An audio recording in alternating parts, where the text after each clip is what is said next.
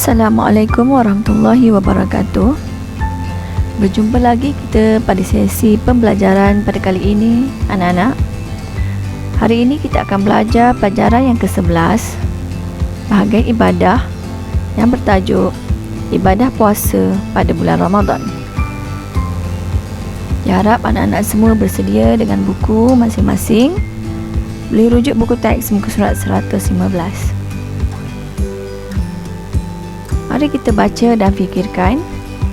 Di sini terdapat sebuah artikel yang bertajuk Puasa Merehatkan Sistem Pencernaan. Mari kita baca bersama-sama. Sistem pencernaan bermula daripada mulut hingga usus. Fungsi organ pencernaan saling berkaitan. Antaranya termasuklah menerima dan mencernakan makanan, menyerap zat ke dalam aliran darah, serta membuang bahan yang tidak dapat dicernakan. Terdapat juga organ lain seperti hati yang berhubung dengan organ pencernaan. Pankreas pula menghasilkan enzim pencernaan. Hempedu perlu untuk membantu pencernaan dan penyerapan lemak. Ketika berpuasa, bebanan makanan berkurang dalam badan. Proses penyatoksidaan yang berlaku melapangkan sumbatan di dinding saluran makanan dan pernafasan serta membekalkan oksigen yang cukup kepada sel-sel dalam badan. Ini adalah bagaimana puasa dapat merehatkan sistem pencernaan dalam tubuh manusia. Baik, berbalik pula kepada puasa tadi. Apakah pengertian puasa? Mari kita lihat bersama-sama.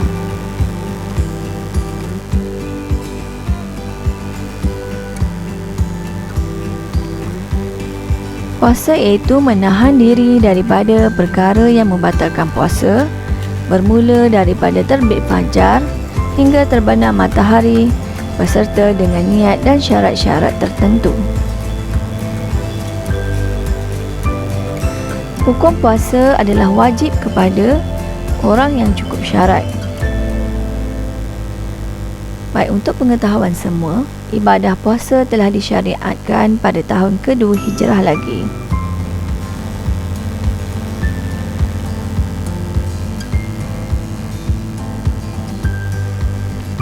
Berikut adalah dalil nakli puasa. Mari kita bacakan bersama-sama. A'udzu billahi minasy syaithanir rajim. Ya ayyuhallazina amanu kutiba alaikumus shiyam kama kutiba alal ladzina min qablikum la'allakum tattaqun. Surah Al-Baqarah, surah yang kedua, ayat 183. Maksudnya, wahai orang-orang yang beriman, kamu diwajibkan berpuasa sebagaimana yang diwajibkan atas orang yang dahulu daripada kamu, supaya kamu bertakwa. Ini adalah dalil yang menunjukkan ataupun bukti yang menunjukkan bahawa puasa diwajibkan ke atas orang Islam yang cukup syarat, dan puasa ini telah disyariatkan kepada orang terdahulu lagi daripada kita.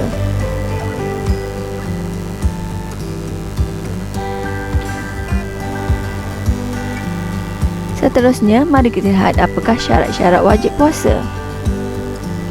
Syarat yang pertama, mestilah beragama Islam. Tidak wajib puasa ke atas orang yang bukan beragama Islam. Yang kedua, mestilah berakal, yakni dia tidak gila. Yang ketiga, iaitu baligh. Yang keempat, mampu berpuasa.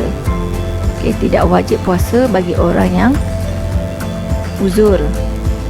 Namun demikian, perlu menggantikan puasa apabila dia sudah mampu berpuasa.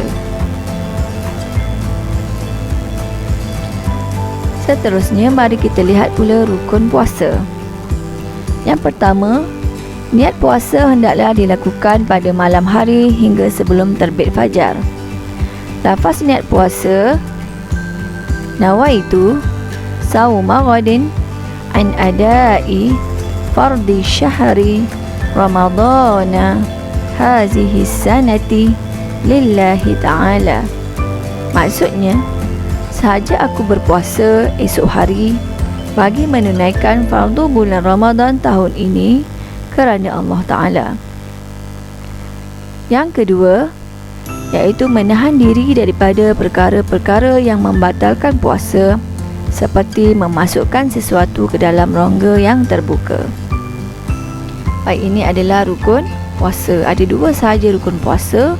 Yang pertama, mestilah niat, yang mana niat tersebut dilakukan pada malam hari. Yang kedua, iaitu menahan diri daripada melakukan perkara-perkara yang boleh membatalkan puasa. Baik, seterusnya kita pergi pula kepada sunat puasa. Antara sunat puasa, yang pertama adalah bersahur. Yang kedua, mentakhirkan sahur. Maksudnya kita melewatkan sahur. Yang ketiga, menyegerakan berbuka. Apabila sudah masuk waktu berbuka, segerakan berbuka. Yang keempat, disunatkan berbuka dengan rutab ataupun tamar. Dan yang kelima, berdoa sebelum berbuka. Membaca doa sebelum berbuka puasa. Baik, seterusnya mari kita lihat syarat-syarat sah puasa. Syarat sah puasa yang pertama iaitu mestilah Islam, iaitu mereka yang hendak melakukan ibadah puasa ini mestilah beragama Islam. Tidak sah puasa bagi orang kafir. Yang kedua, mumayyiz. Apa maksud mumayyiz? Mumayyiz iaitu mereka yang boleh membezakan perkara baik dan perkara yang tidak baik. Biasanya mumayyiz ini adalah seawal usia 7 tahun. Jadi bagi anak-anak yang belum mumayyiz, mereka tidak sah puasanya. Yang ketiga iaitu berakal. Orang yang hendak berpuasa itu mestilah berakal dan tidak gila. Tidak sah puasa bagi mereka yang gila. Dan yang keempat, mestilah suci daripada haid, nifas dan juga wiladah. Ini bagi orang perempuan. Seterusnya, kita lihat pula perkara-perkara yang membatalkan puasa. Baik, perkara yang pertama iaitu melakukan jimat di siang hari. Jimat ni maksudnya bersetubuh di siang hari. Yang kedua, muntah dengan sengaja. Yang ketiga, makan dan minum dengan sengaja. Yang keempat, keluar darah haid, nifas dan juga wiladah.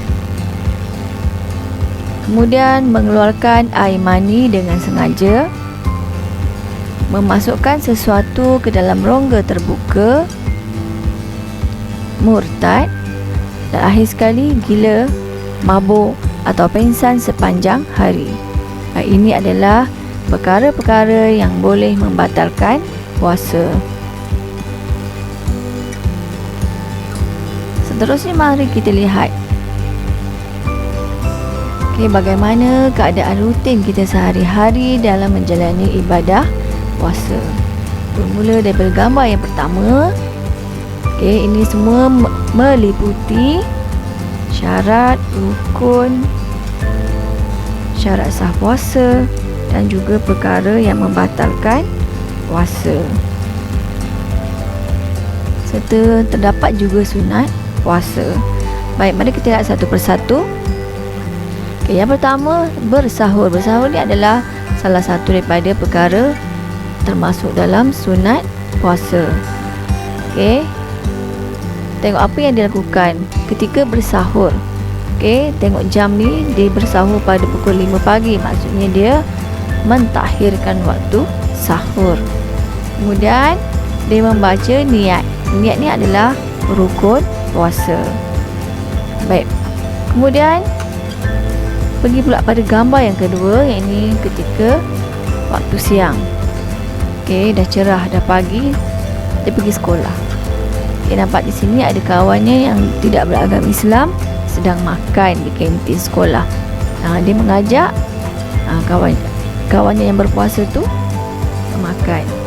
Okey, jadi bila ada kawan yang mengajak kamu makan, kamu perlu mengatakan tidak. Kerana kalau kamu makan, maksud kamu makan dengan sengaja boleh membatalkan puasa. Okey. Kemudian apa lagi yang kita lakukan sepanjang hari di waktu siang? Tengok gambar yang ketiga, iaitu mengelakkan diri daripada perkara-perkara yang mengurangkan pahala puasa. Mana tengok kawan dua orang ni, dia berbisik-bisik, mengata-ngata kawan yang seorang ni. Okey, jadi perlu dielakkan daripada kita melakukan perkara-perkara yang boleh mengurangkan pahala puasa. Sebaiknya lakukanlah perkara yang keempat. Tengok gambar yang keempat ni. Ini yang patut kita buat sepanjang kita berpuasa, iaitu membaca Al-Quran. Tak boleh membaca Al-Quran, berzikirlah di dalam hati. Okey, lakukan perkara-perkara yang bermanfaat, yang boleh menambahkan pahala puasa. Kemudian gambar yang kelima, iaitu berbuka puasa. Okey, berbuka puasa di awal waktu. Sebelum berbuka, membaca doa. Ni sunat puasa kan? Apa doanya? Allahumma laka sumtu wa bika amantu wa ala rizkika aftartu birahmatika ya arhamar rahimin.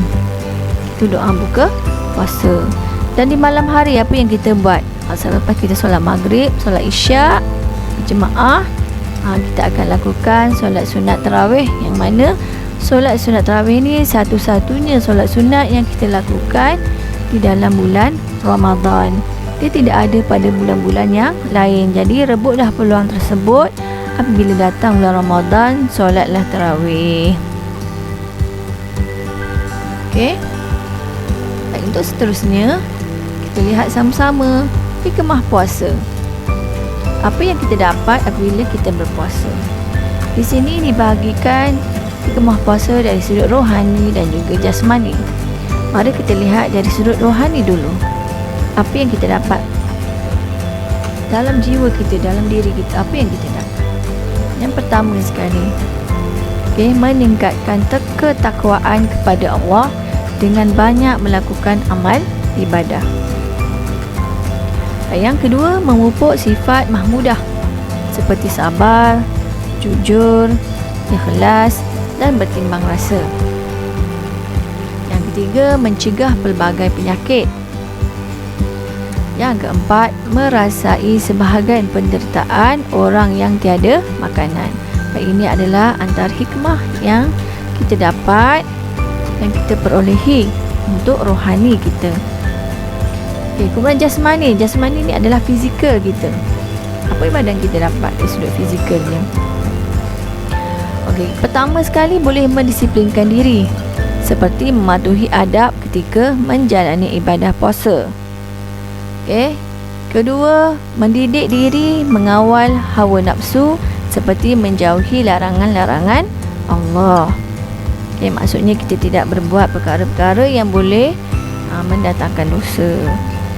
Kemudian yang ketiga, merehatkan organ dalaman, menurunkan kadar lemak dan tekanan darah ketika berpuasa. Ini adalah antara hikmah puasa yang kita boleh dapati jika kita amalkan puasa. Puasa ni kita bukan sahaja melakukannya pada bulan Ramadan, tapi boleh juga dilakukan pada bulan-bulan yang lain, kerana pada bulan-bulan yang lain terdapat juga puasa-puasa sunat. Contoh, puasa sunat pada hari Isnin dan hari Khamis. Baik, apakah rumusan yang kita boleh dapat daripada pembelajaran kita pada hari ini? Rumusannya ialah amalan puasa yang dilakukan dengan ikhlas dapat meningkatkan ketakwaan kepada Allah dan memberikan kebahagiaan di dunia dan di akhirat. Okey, itu adalah rumusan daripada pembelajaran kita yang bertajuk ibadah puasa pada bulan Ramadan. Baik, sehingga berjumpa lagi di lain waktu. Sekian, terima kasih. Wabillahi taufiq wal hidayah. Wassalamualaikum warahmatullahi wabarakatuh.